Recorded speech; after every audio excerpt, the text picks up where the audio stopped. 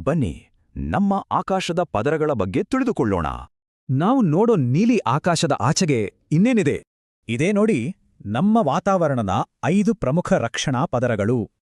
ಮೊದಲ ನಿಲ್ದಾಣ ಟ್ರೋಪೋಸ್ಪಿಯರ್. ನಾವೆಲ್ಲರೂ ಜೀವಿಸೋದು ಇದೇ ಪದರದಲ್ಲಿ. ಇದು ಭೂಮಿಯಿಂದ ಸುಮಾರು 10 ಕಿಲೋಮೀಟರ್ ಎತ್ತರವಿದೆ. ತುಂಬಾನೇ ದಟ್ಟವಾದ ಪದರ. ಟ್ರೋಪೋ ಅಂದ್ರೆ ಬದಲಾವಣೆ, ಯಾಕಂದ್ರೆ ನಮ್ಮ ಎಲ್ಲಾ ಹವಾಮಾನ ಬದಲಾವಣೆಗಳು ಆಗೋದು ಇಲ್ಲೇ. ಮೋಡ, ಮಳೆ, ಗುಡುಗು ಅಷ್ಟೇ ಅಲ್ಲ, ವಿಮಾನಗಳು ಹಾರಾಡೋದು ಕೂಡ ಇಲ್ಲೇ. ಸರಿ, ಈಗ ಮೋಡಗಳಿಗಿಂತ ಮೇಲೆ ಮುಂದಿನ ಪದರ ಸ್ಟ್ರಾಟೋಸ್ಫಿಯರ್ಗೆ ಹೋಗೋಣ. ಈಗ ನಾವು ಸುಮಾರು 50 ಕಿಲೋಮೀಟರ್ ಎತ್ತರದಲ್ಲಿದ್ದೇವೆ.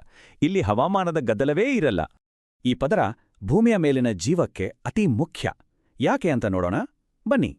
ಯಾಕಂದ್ರೆ ಸೂರ್ಯನ ಹಾನಿಕಾರಕ ಯುವಿ ಕಿರಣಗಳಿಂದ ನಮ್ಮನ್ನ ಕಾಪಾಡೋ ಓಝೋನ್ ಪದರ ಇರೋದೇ ಇಲ್ಲಿ. ಹಾಗಾದ್ರೆ ಕೆಳಗಿನ ಪದರಗಳಲ್ಲಿ ಹವಾಮಾನ, ಅದರ ಮೇಲಿನ ಪದರದಲ್ಲಿ ನಮ್ಗೆ ರಕ್ಷಣೆ. ಮುಂದಿನದು ಮೆಸೋಸ್ಪಿಯರ್. ವಾತಾವರಣದ ಮಧ್ಯಭಾಗಕ್ಕೆ ಬಂದಿದ್ದೇವೆ. ಇದು ಬಾಹ್ಯಾಕಾಶದಿಂದ ಬರೋ ಕಲ್ಲುಗಳ ವಿರುದ್ಧ ನಮ್ಮ ಭೂಮಿಯ ಶೀಲ್ಡ್ ಇದ್ದ ಹಾಗೆ. ನಾವು ಶೂಟಿಂಗ್ ಸ್ಟಾರ್ ಅಂತೀವಲ್ಲ, ಅದು ನಿಜಕ್ಕೂ ಉಲ್ಕೆಗಳು ಈ ಪದರದಲ್ಲಿ ಉರಿಯೋದು. ಮುಂದೆ ಥರ್ಮೋಸ್ಪಿಯರ್.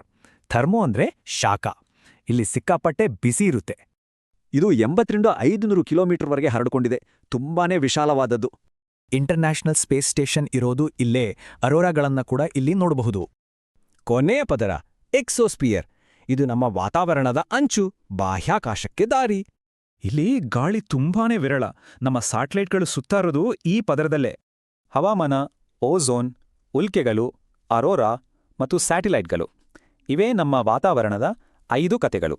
ಈ ಪದರಗಳಲ್ಲಿ ಒಂದಿಲ್ಲದಿದ್ರೂ ಭೂಮಿಯ ಮೇಲಿನ ಜೀವನ ಇವತ್ತಿನ ತರ ಇರ್ತಿರ್ಲಿಲ್ಲ.